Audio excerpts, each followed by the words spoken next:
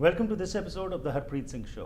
ਤੁਹਾਡਾ ਮੇਰਾ ਸਾਥ ਹੋਇਆ ਕਰਦਾ ਹੈ ਮੰਡੇ ਟੂ ਫਰਾਈਡੇ ਸਵੇਰੇ 7 ਤੋਂ ਲੈ ਕੇ 8 ਵਜੇ ਤੱਕ, ਮੰਡੇ ਟੂ ਥਰਸਡੇ ਰਾਤ ਨੂੰ 10 ਤੋਂ ਲੈ ਕੇ 11 ਵਜੇ ਤੱਕ ਅਤੇ ਸੈਟਰਡੇ ਨੂੰ ਦੁਪਹਿਰ 2 ਤੋਂ ਲੈ ਕੇ 3 ਵਜੇ ਤੱਕ ਅਤੇ ਰਾਤ 8 ਤੋਂ ਲੈ ਕੇ 9 ਵਜੇ ਤੱਕ। ਇਹਨਾਂ ਪ੍ਰੋਗਰਾਮਸ ਦੇ ਵਿੱਚ ਹਮੇਸ਼ਾ ਹੀ ਸਾਡੀ ਕੋਸ਼ਿਸ਼ ਹੁੰਦੀ ਹੈ ਕਿ ਤੁਹਾਨੂੰ ਐਜੂਕੇਟ ਕੀਤਾ ਜਾਏ ਤਾਂ ਕਿ ਤੁਸੀਂ ਇੰਪਾਵਰ ਹੋ ਸਕੋ, ਕਿਉਂਕਿ ਅੱਜ ਹੋ ਕੀ ਰਿਹਾ ਸਾਡੇ ਆਲੇ ਦੁਆਲੇ ਇੰਨੀ ਇਨਫੋਰਮੇਸ਼ਨ ਦਾ ਸਾਡੇ ਉੱਤੇ ਬੁਛਾਰ ਹੁੰਦਾ ਹੈ ਕਿ ਸਾਨੂੰ ਪਤਾ ਹੀ ਨਹੀਂ ਲੱਗਦਾ।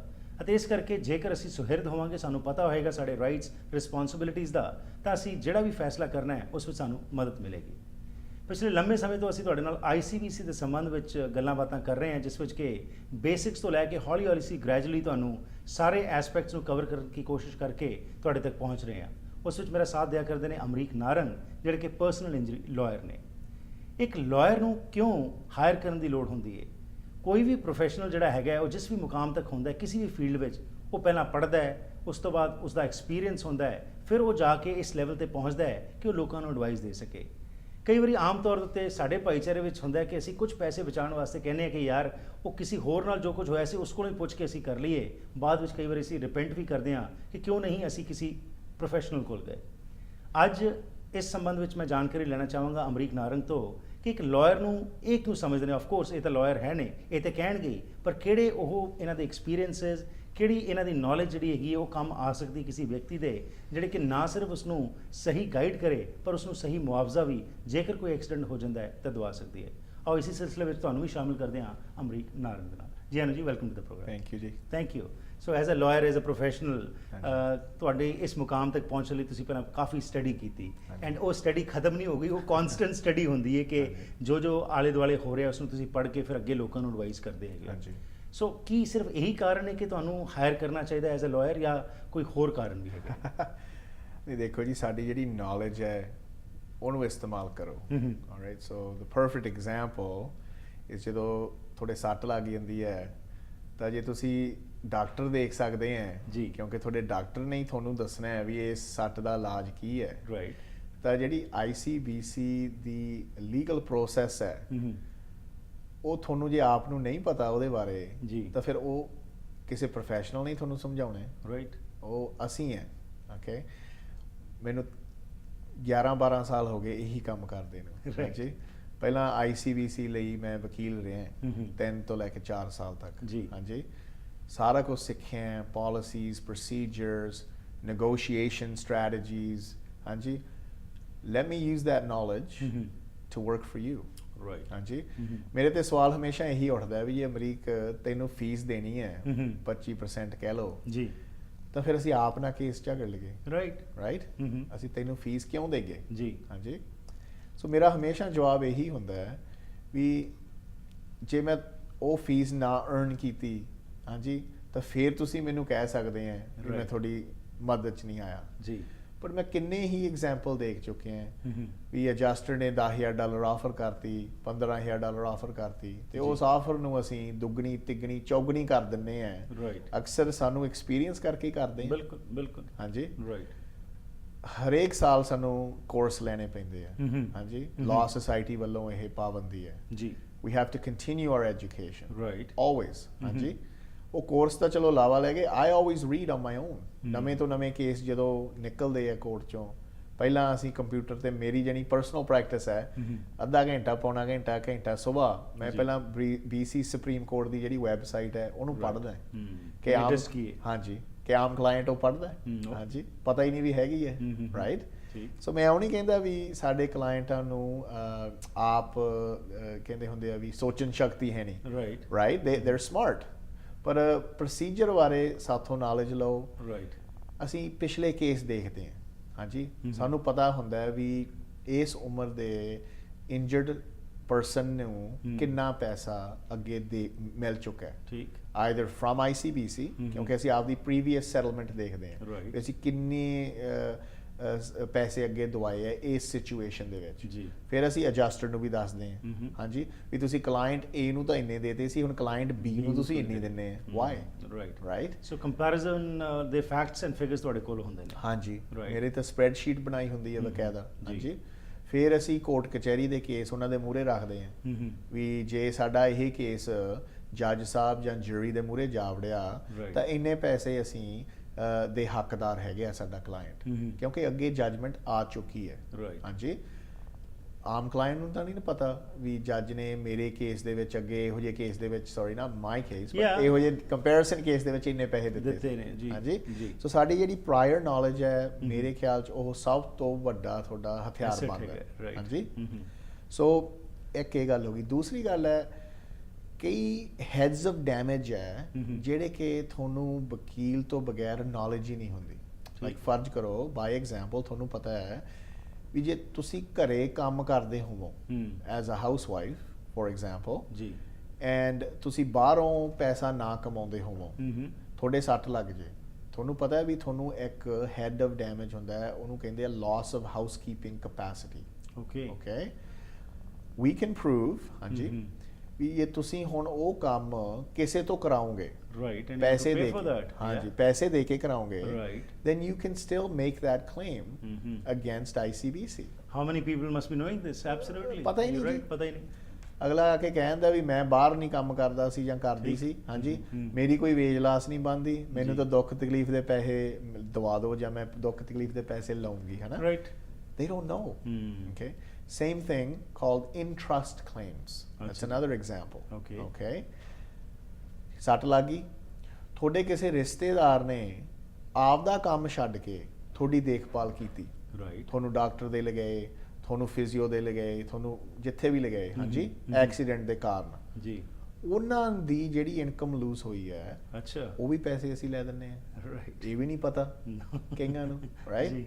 there's lots of different examples I can provide Right. okay ਇੱਕ ਹੋਰ ਬਹੁਤ ਵੱਡਾ ਐਗਜ਼ਾਮਪਲ ਹੈ ਆਮ ਤੌਰ ਤੇ ਜਿਹੜਾ ਬਗੈਰ ਵਕੀਲ ਤੋਂ ਕੋਈ ਕਿਸੇ ICBC ਐਡਜਸਟਰ ਨਾਲ ਡੀਲ ਕਰਦਾ ਹੈ ਓਕੇ ਉਹ ਤਿੰਨ ਹੈਡਸ ਆਫ ਡੈਮੇਜ ਸੋਚਦਾ ਹੈ ਅੱਛਾ ਜੀ ਦੁੱਖ ਤਕਲੀਫ ਦੇ ਪੈਸੇ ਰਾਈਟ ਵੇਜ ਲਾਸ ਦੇ ਪੈਸੇ ਤੇ ਜਿਹੜੇ ਪਰਸਨਲ ਖਰਚੇ ਹੋਏ ਹੈ ਯਾ ਦਵਾਈਆਂ ਦੇ ਵਗੈਰਾ ਉਹਦੇ ਪੈਸੇ ਜੀ but there's this head of damage called loss of future income earning capacity capacity right ਅੱਗੇ ਵੀ ਆਪਾਂ ਗੱਲ ਕੀਤੀ ਹੈ yeah right ਓਕੇ ਪਰ ਉਹ ਸਾਡੀ ਨੌਲੇਜ 'ਚ ਹੈ ਉਹਦਾ ਮਤਲਬ ਇਹ ਹੈ ਵੀ ਜੇ ਤੁਹਾਡੇ ਇਹੋ ਜਿਹੀ ਸੱਟ ਲੱਗ ਜੇ ਕਿ ਤੁਹਾਡਾ ਸਰੀਰ ਦਾ ਕੋਈ ਵੀ ਅੰਗ ਹਮੇਸ਼ਾ ਲਈ ਕੰਡਮ ਹੋ ਜੇ ਜੀ। ਹਾਂਜੀ ਤੁਹਾਡਾ ਜਿਹੜਾ ਸਰੀਰ ਹੈ ਉਹ ਕੈਪੀਟਲ ਐਸੈਟ ਹੈ ਰਾਈਟ ਠੀਕ ਹੈ ਜੀ ਉਹ ਤੁਹਾਡੀ ਇਨਕਮ ਅਰਨਿੰਗ ਦੀ ਮਸ਼ੀਨ ਹੈ ਬਿਲਕੁਲ ਜੇ ਉਹ ਮਸ਼ੀਨ ਨੂੰ ਕੋਈ ਨੁਕਸ ਪੈ ਜੇ on a permanent basis Right. ਹਾਂਜੀ ਔਰ ਅ ਲੌਂਗ ਟਰਮ ਬੇਸਿਸ ਜੀ ਉਹਦੇ ਵੀ ਪੈਸੇ ਮਿਲਦੇ ਆ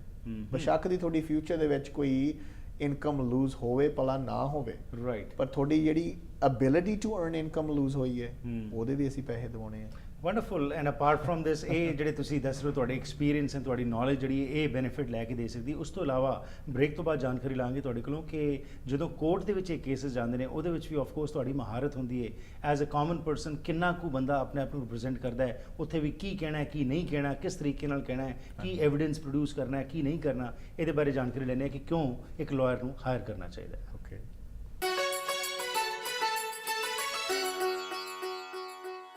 ones again welcome back after the break ਅੱਜ ਦੇ ਸੈਗਮੈਂਟ ਵਿੱਚ ਬ੍ਰੇਕ ਤੋਂ ਪਹਿਲਾਂ ਅਮਰੀਕ ਨਾਰੰਗ ਨੇ ਸਾਡੇ ਨਾਲ ਗੱਲਬਾਤ ਕੀਤੀ ਕਿ ਕੀ ਲੋੜ ਹੈ ਇੱਕ ਪ੍ਰੋਫੈਸ਼ਨਲ ਨੂੰ ਹਾਇਰ ਕਰਨ ਦੀ ਤੇ ਖਾਸ ਤੌਰ ਦੇ ਉੱਤੇ ਇੱਕ ਲਾਇਰ ਜਿਹੜਾ ਹੈ ਉਹ ਵੀ ICBC ਦੇ ਕੇਸ ਖਿਲਾਫ ਜੇਕਰ ਤੁਸੀਂ ਕਰਨਾ ਹੈ ਤਾਂ ਕਿਸ ਤਰੀਕੇ ਨਾਲ ਤੁਹਾਡੀ ਮਦਦ ਕਰ ਸਕਦਾ ਹੈ ਪ੍ਰੋਫੈਸ਼ਨਲ ਕੋਈ ਵੀ ਹੋਵੇ ਕਿਤੇ ਵੀ ਹੋਵੇ ਕਿਸੇ ਵੀ ਫੀਲਡ ਵਿੱਚ ਹੋਵੇ ਉਸ ਕੋਲ ਨੌਲੇਜ ਹੈ ਉਸ ਕੋਲ ਐਕਸਪੀਰੀਅੰਸ ਹੈ ਅਤੇ ਉਸ ਨੌਲੇਜ ਤੇ ਐਕਸਪੀਰੀਅੰਸ ਦੇ ਨਾਲ ਕਿਸ ਤਰੀਕੇ ਨਾਲ ਬੈਨੀਫਿਟ ਲਿਆ ਜਾ ਸਕਦਾ ਉਹ ਸਾਰੀ ਇਨਫੋਰਮੇਸ਼ਨ ਦਾ ਤੇ ਉਹ ਤਾਂ ਕਿ ਤੁਹਾਡੇ ਮਦਦ ਵਿੱਚ ਆ ਸਕੇ ਇਸ ਬਾਰੇ ਆਓ ਹੋਰ ਜਾਣਕਾਰੀ ਲੈਣੇ ਜੀ ਅਮਰੀਕ ਜੀ ਹੋਰ ਕਿਹੜੇ ਤੁਹਾਡੇ ਕੋਲ ਉਹ ਗੁਣ ਨੇ ਜਿਹੜੇ ਕਿ ਇੱਕ ਆਮ ਵਿਅਕਤੀ ਕੋਲ ਨਹੀਂ ਹੁੰਦੇ ਤੇ ਤੁਸੀਂ ਉਹਨਾਂ ਨੂੰ ਰਿਪਰੈਜ਼ੈਂਟ ਕਰ ਸਕਦੇ ਹੋ ਦੇਖੋ ਜੀ ਸਾਡਾ ਸਭ ਤੋਂ ਗੁਣ ਕਹਿ ਲਓ ਇਹੀ ਹੋ ਸਕਦਾ ਹੈ ਵੀ ਅਸੀਂ ਸੁਪਰੀਮ ਕੋਰਟ ਦੇ ਜਿਹੜੇ ਕੇਸ ਹੈ ਅਸੀਂ ਕੋਰਟ ਕਚਹਿਰੀ 'ਚ ਜਾ ਕੇ ਜੱਜ ਸਾਹਿਬ ਦੇ ਮੂਹਰੇ ਪ੍ਰੈਜੈਂਟੇਸ਼ਨ ਦੇ ਕੇ ਐਵੀਡੈਂਸ ਪ੍ਰੈਜ਼ੈਂਟ ਕਰਕੇ ਜੀ ਤਾਂ ਤੁਹਾਨੂੰ ਇਨਸਾਫ ਦਿਵਾ ਸਕਦੇ ਹਾਂ right it's hard to go in front of a Supreme Court judge and prove your case. Right. Because there's so many different rules, so many different procedures. Right. Anji, I'm not saying it's impossible, Right. but it's hard.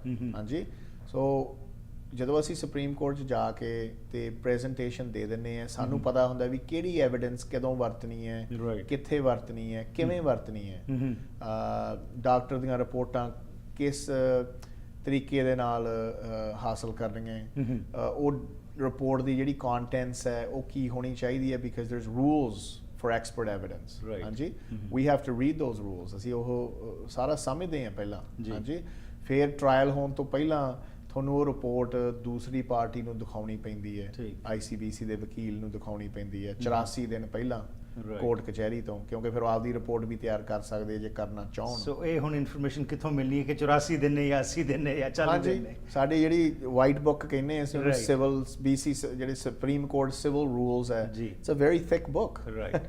We have to know it. Right. ਹਾਂਜੀ, ਪੜ੍ਹਨੀ ਪੈਂਦੀ ਹੈ, ਸਮਝਣੀ ਪੈਂਦੀ ਹੈ. ਠੀਕ। It's not easy. ਹਾਂਜੀ, no doubt about it. ਹਾਂ। ਉਸ ਦੇ ਨਾਲ ਇੱਕ ਹੋਰ ਚੀਜ਼ ਜਿਹੜੀ ਹੈਗੀ ਜੀ, ਨੋ ਡਾਊਟ ਤੁਹਾਡਾ ਪ੍ਰੋਫੈਸ਼ਨਲ ਜਿਹੜਾ ਕੰਡਕਟ ਹੈਗਾ ਹੈ, ਇਸ ਦੀ ਇਹ ਤਾਂ ਇੱਕ ਤੁਹਾਨੂੰ ਆਮ ਬੰਦੇ ਨੂੰ ਮਦਦ ਕਰ ਸਕਦਾ ਹੈ, ਪਰ ਕਈ ਐਸੇ ਵੀ ਕੇਸਿਸ ਆਉਂਦੇ ਨੇ ਜਿਹਦੇ 'ਚ ਕਿ ਜਿਸ ਤਰ੍ਹਾਂ ਤੁਸੀਂ ਇੱਕ ਪ੍ਰੋਗਰਾਮ ਸਾਨੂੰ ਦੱਸਿਆ ਸੀ ਕਿ ICBC ਦਾ ਵੀ ਇੱਕ ਫੇਅਰਨੈਸ ਜੇਕਰ ਤੁਹਾਨੂੰ ਲੱਗਦਾ ਨਹੀਂ ਮਿਲ ਰਹੀ ਤਾਂ ਤੁਸੀਂ ਇੱਕ ਪ੍ਰੋਸੀਜਰ ਨੂੰ ਫੋਲੋ ਕਰਕੇ ਕੰਪਲੇਂਟਸ ਇੱਕ ਤੋਂ ਉੱਤੇ ਜਾ ਸਕਦੇ ਹੋ। ਜੇਕਰ ਵਕੀਲਾਂ ਬਾਰੇ ਵੀ ਕੁਝ ਕੰਪਲੇਂਟਸ ਪਿਛਲੇ ਸਮੇਂ ਦੇ ਦੌਰਾਨ ਆਉਂਦੀਆਂ ਰਹਿੰਦੀਆਂ ਹੈਗੀਆਂ ਨੇ ਕਿ ਇਹ ਠੀਕ ਨਹੀਂ ਗਾਈਡੈਂਸ ਕੀਤੀ ਜਾਂ ਸਿਰਫ ਪੈਸਾ ਹੀ ਮੁੱਖ ਰੱਖ ਕੇ ਜਦੋਂ ਗਾਈਡੈਂਸ ਦਿੱਤੀ ਜਾਂਦੀ ਹੈ, ਤਾਂ ਜੇਕਰ ਕੋਈ ਵਿਅਕਤੀ ਫੀਲ ਕਰੇ ਕਿ ਉਸ ਨਾਲ ਅਨਿਆਏ ਹੋ ਰਿਹਾ ਹੈ ਤਾਂ ਕੀ ਤੁਹਾਡਾ ਵੀ ਕੋਈ ਪ੍ਰੋਸੀਜਰ ਹੈਗਾ ਕਿ ਕੰਪਲੇਂਟਸ ਤੁਹਾਡੀਆਂ ਵੀ ਜਾ ਸਕਦੀਆਂ ਨੇ? ਹਾਂਜੀ, ਬਿਲਕੁਲ ਹੈਗੇ. The Law Society of British Columbia Right. is set up in part to protect the public. Right. ਹਾਂਜੀ, the protection of the public is one of its mandates. ਹਾਂਜੀ, ਜੇ ਤੁਹਾਨੂੰ ਲੱਗਦਾ ਹੈ ਵੀ ਤੁਹਾਡੇ ਵਕੀਲ ਨੇ ਤੁਹਾਡੇ ਨਾਲ ਇਨਸਾਫ ਨਹੀਂ ਕੀਤਾ, ਜੀ। ਠੀਕ ਹੈ, ਤਾਂ ਤੁਹਾਨੂੰ ਹੱਕ ਦਿੱਤਾ ਗਿਆ ਹੈ। ਤੁਸੀਂ ਲਾਅ ਸੁਸਾਇਟੀ ਨੂੰ ਫੋਨ ਕਰਕੇ ਜੀ। ਉਸ ਵਕੀਲ ਦੇ ਖਿਲਾਫ ਕੰਪਲੇਂਟ ਲੌਂਚ ਕਰ ਸਕਦੇ ਆ। Okay. ਹਾਂਜੀ, lawyers are human beings too. Yeah, they can do some error. Yeah. Mistake ਹੋ ਸਕਦੀ ਹੈ ਜੀ। ਹੋਈਆਂ, ਰਾਈਟ, ਉਹਨਾਂ ਦੇ ਇੰਸ਼ੋਰੈਂਸ ਕਰਾਏ ਹੈ। Right. E&O ਦੇ ਅੰਡਰ ਕਵਰ ਹੋ ਜਾਂਦਾ। ਬਿਲਕੁਲ, errors in omission ਥੱਲੇ। ਠੀਕ ਹੈ ਜੀ, ਸਾਡੀ ਇੱਕ ਗਲਤੀ ਵਾਸਤੇ ਕਵਰੇਜ ਦਿੱਤੀ ਗਈ ਹੈ ਤੁਹਾਨੂੰ, ਜੀ। ਰਾਈਟ। ਤਾਂ ਹੀ ਤਾਂ ਮੈਂ ਕਹੂੰਗਾ ਵੀ ਤੁਹਾਨੂੰ ਵਕੀਲ ਕਰਨਾ ਚਾਹੀਦਾ ਹੈ। ਕੋਈ ਬਗੈਰ ਵਕੀਲ ਤੋਂ ਜੇ ਤੁਸੀਂ ਐਡਵਾਈਸ ਲੈ ਲੈਂਦੇ ਆ ਤੇ ਉਹ ਤੁਹਾਨੂੰ ਗਲਤ ਐਡਵਾਈਸ ਦੇ ਦਿੰਦਾ ਹੈ, ਜੀ। ਠੀਕ ਹੈ ਜੀ, ਉਸ ਐਡਵਾਈਸ ਦਾ ਕੋਈ ਸਟੈਪ ਚੱਕ ਕੇ ਤੁਸੀਂ ਗਲਤੀ ਕਰ ਲੈਂਦੇ ਆ, Right. Then you don't have any recourse ਨਹੀਂ ਤੁਹਾਡੇ ਕੋਲੇ, Right. ਕਿਉਂਕਿ ਉਸ ਬਗੈਰ ਵਕੀਲ ਦੇ ਆਦਮੀ ਕੋਲੇ ਕੋਈ ਇੰਸ਼ੋਰੈਂਸ ਨਹੀਂ ਹੁੰਦਾ। Right. ਸਾਡਾ ਤਾਂ ਇੰਸ਼ੋਰੈਂਸ ਕਰਾਇਆ ਹੈ Right. ਗਲਤੀਆਂ ਲਈ। ਹਾਂਜੀ, so you do have recourse. Right.